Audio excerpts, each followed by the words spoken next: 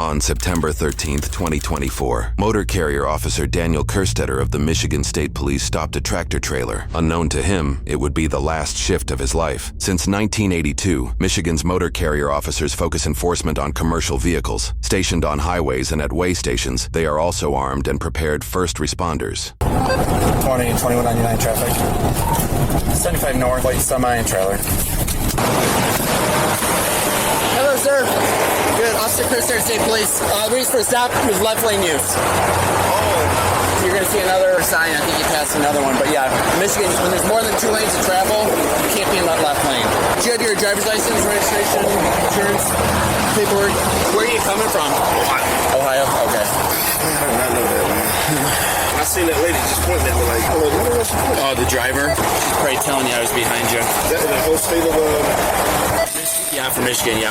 Left lane dog. Though it may seem clear that trucks must follow these signs in Michigan, many drivers wrongly view them as guidelines. In states like Ohio, where this driver is certified, the law does not exist, at least at the time of posting this video. The confusion stemmed from the 1988 law lacking a consequence clause, leaving no clear standard for officers to cite truckers. In 2021, the law was amended to classify the action as a civil violation, giving officers authority to stop and cite drivers. Despite the change, lawmakers and news reports through 2025 still indicate police cannot yet enforce the rule. Months after this very incident, Representative William Bruck explained why he is amending the law again in Michigan. We've all faced the frustrations of driving on the freeways, and especially when there's heavier vehicles that are just in front of you. And so for this bill, it simply says that if there's a freeway, limited access freeway, 3 lanes or more, that left lane is restricted from heavy truck traffic. Representative Bruck's amendment likely aims to use clearer language by defining exactly what drivers cannot do, rather than stating what they are allowed to do. Instead of requiring trucks to stay in the right 2 lanes, it now explicitly bans them from the leftmost lane, which has the possibly unintended effect of permitting truckers to use more lanes. And I have to give a lot of credit to MDOT. Gave us a lot of help and assistance in making this bill, as well as the MSP and their direction and getting their neutrality, I should say, on this. Currently, our state law, there's many signs. You see signs that say truck traffic, right 2 lanes, but there's no mechanism within our state law that allows them to actually enforce that. You're like the 3rd guy this week that did that, yeah. Yeah, where's that sign? You're going to see them. Yeah, they're on the right side. It'll say trucks use left 2 lanes. Officer Kerstetter proceeds to conduct what appears to be a level 1 inspection, the most intense inspection a motor carrier officer can do. After inspecting the truck, its cargo and paperwork, Officer Kerstetter returns to his vehicle. Over 40 minutes have passed, and in that time, 4 large trucks have illegally used the left lane, about 1 every 10 minutes, a rate state police aim to reduce through stops like this. Unfortunately, Officer Kerstetter does not see what happens next.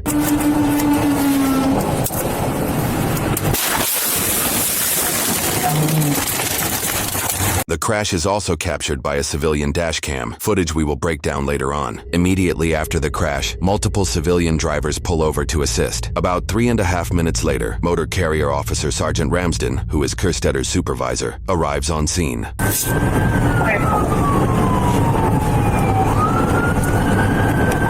Left or right shoulder?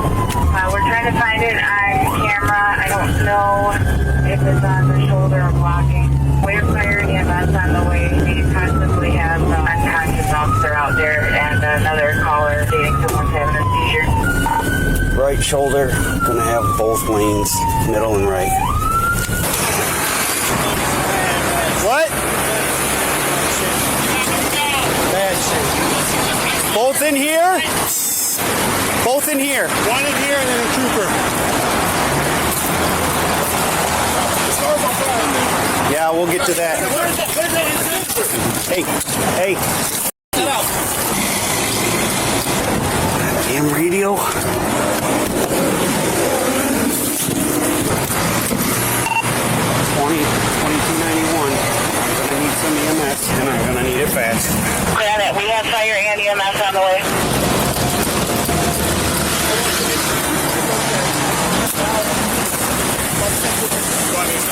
Don't touch her. I swear, I was wearing my horn as I was pulling by. Can you guys just stand over on the shoulder for me, please? Ramping out from the left side here in a second. Can you stand on the shoulder for me? I don't need any explanation now. Okay. You want help? Nope. Nope. Okay. Dan? Dan, can you hear me? Dan, look at me. Dan?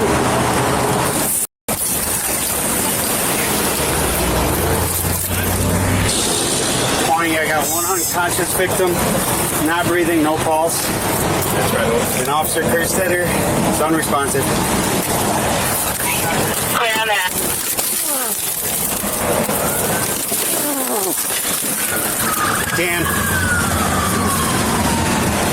Dan, look at me. Can you hear me? I'm gonna tilt your head up, okay, buddy? For the next several minutes, Sergeant Ramsden continues to communicate with Kerstetter, who is breathing but unresponsive. Stay with me, bud. Stay with me. What do you need? I need EMS. I'm just holding C-spine. Me, bud. Hey, there's someone in this car. There's no pulse. 21 next, where you put me rolling that way.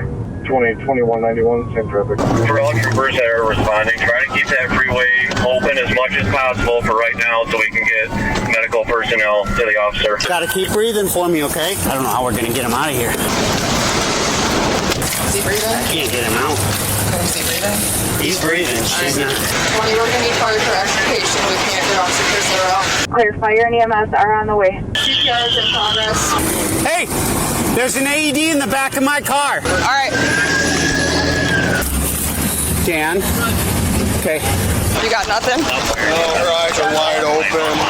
Fire EMS are coming up the whole plane northbound. Put them out behind you guys. Just not responsive. He's breathing. He's just not responsive. Where's your guys' fire extinguisher? Because that's starting on fire. I'll get it. Look, Dan, look at me. Keep your eyes open, okay?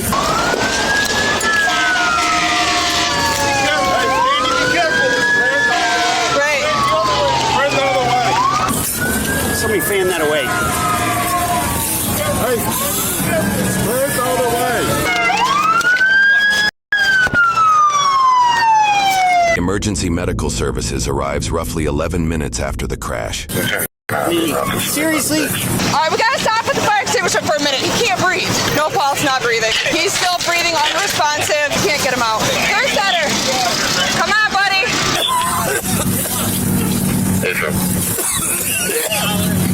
You said no pulse? 2218, myself and 77 Responsive. I just alerted AR-25 to this. He would like the first AI there to give him a call. Doing a great job. Come on.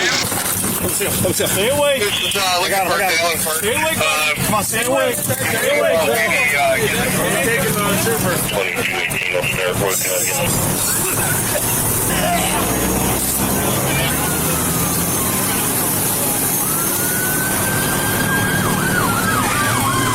They're going to be using their jaws right now to get them out. Officials use the jaws of life to free Officer Kerstetter. Can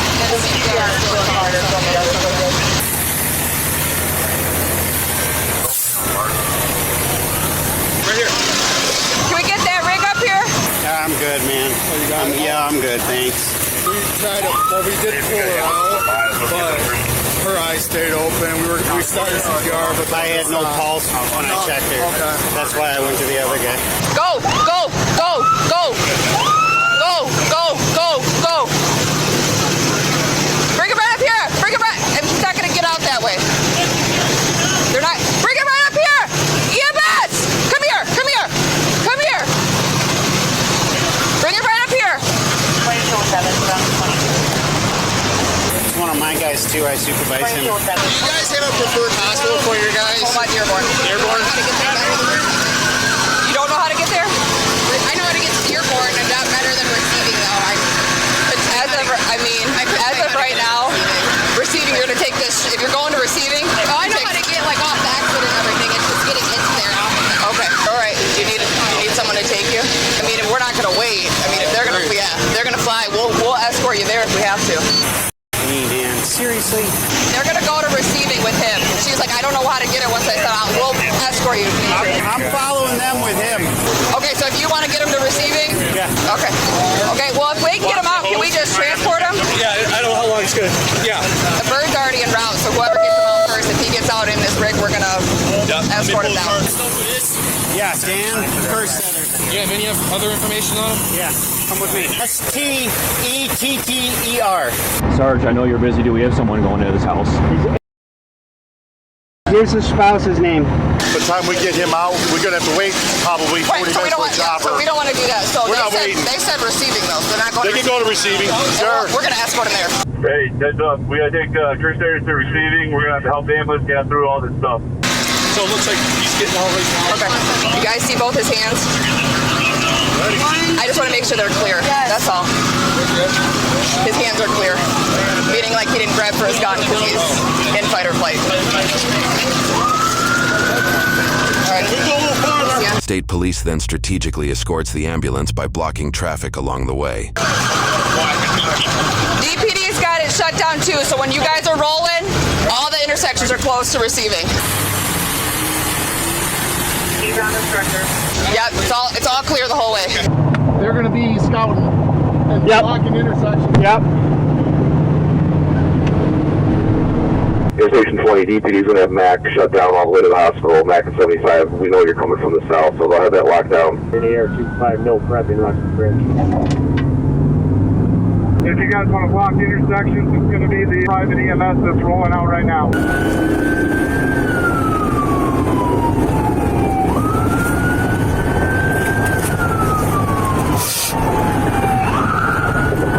While Sergeant Ramsden helps escort the ambulance, Officer English stays on scene to gather more information. Go, go, go! Got it.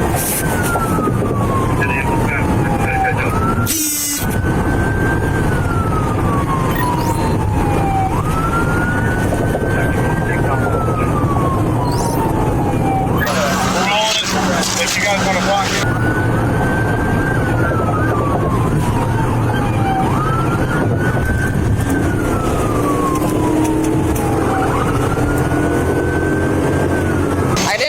Other gun, that's what I was looking for. Doesn't matter.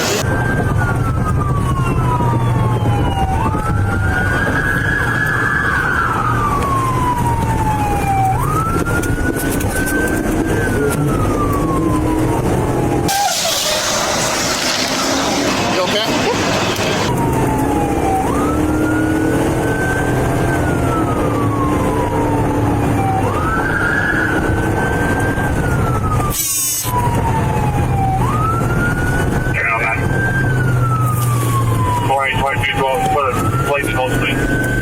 She didn't break at all. We had reports of her doing something. They said she was having a seizure.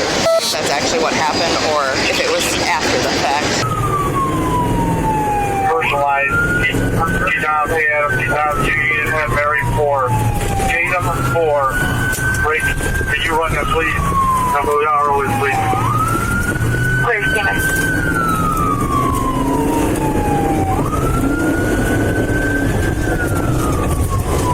Did you see anything with her? She never hold her steering wheel, especially left arm. It was like crooked like this way, and she was like holding this arm like all the way she was hitting the curb. I watched her for about like maybe 10 to 15 seconds. Right, but so she hit the left wall or the right wall? No, she veered from the left. In front of me, I braked. Okay. She went all the way over.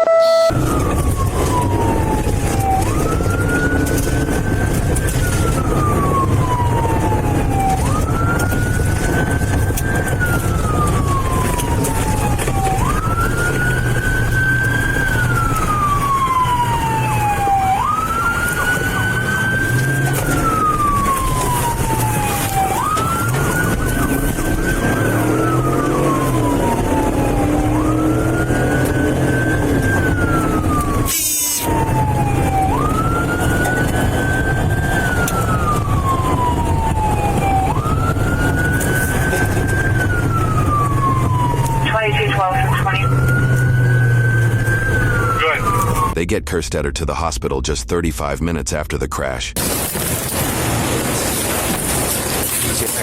Yeah, he's breathing, good breath signs, good heart rate, good pulse. Hey, well, we're at the hospital right now. He's in and out of consciousness. He was breathing when I got on scene. Hold on, let me calm down here. Kerstetter's car is just squished. The rear of the car was to the back of his seat. I couldn't even associate where his seatbelt was. He couldn't keep his eyes open. I still keep the emergency records for all my guys in my OneDrive. I knew that would pay off someday because I had all his information, including his blood type.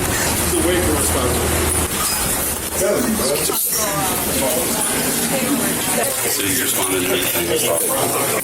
Because he like squish his skull in the back right here, so unless that's just like tissue or something. I don't know. The rear of his patrol car was right behind his head, so. Despite early hopes, Officer Daniel Kerstetter passed away 2 days later after his family chose to end life support and donate his organs. Reports show the woman in the white SUV likely had a seizure before the crash and died on impact. The driver was on a video call at the time with her phone mounted. Through the call, her friend witnessed her eyes roll back before she began shaking and crashed. The friend ended the call, dialed 911, and then contacted the woman's husband, who later arrived at the scene. Her husband's on his way here from Southgate, trying to get through all this traffic. I don't know if you guys lost. I don't know what he's driving. I don't know if he's going to try to flip around and hop the wall or whatnot. Southgate has him stopped? Southgate PD's got it directed. Okay. I know. I'm gonna talk to you, okay? But I want you to take a deep breath first. In short, police reports indicate the at-fault driver's husband noted she was on some sort of medication, though details remain private. So, what I'm gonna do is I actually want you to go to the hospital so that you can speak with my officers direct that are there, okay? I'm gonna preface this with drive safely. The woman did not survive the crash. A blood test showed no alcohol or drugs, and her identity has not been released. Dashcam footage collected post-incident shows a white SUV driving erratically for about 40 seconds before crashing into the cruiser.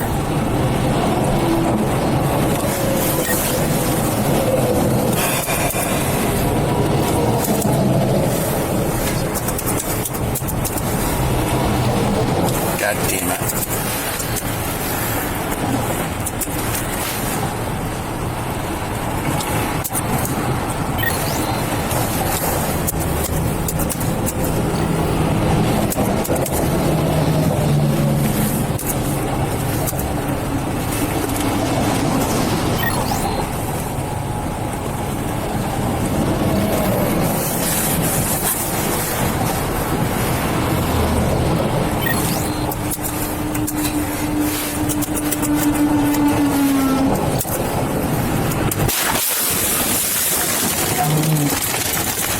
Crash reports say the SUV was going about 90 miles per hour. On impact, witnesses saw the vehicle lift off the ground. In the end, it was deemed an accident of unfortunate circumstances, and no criminal charges will be filed. Kerstetter's funeral revealed more details about his life, family, and dedication to the force. His pathway to law enforcement and to the MSP was unique, given the fact that he was in his early 40s. It is unfortunate that his call of duty was cut way too short at the age of 45 and just shy of 2 years of service. My brother's legacy is not just in the badge he wore, but in the countless lives he touched. He was the first Michigan State Police motor vehicle officer killed in the line of duty, a testament to his bravery and sacrifice.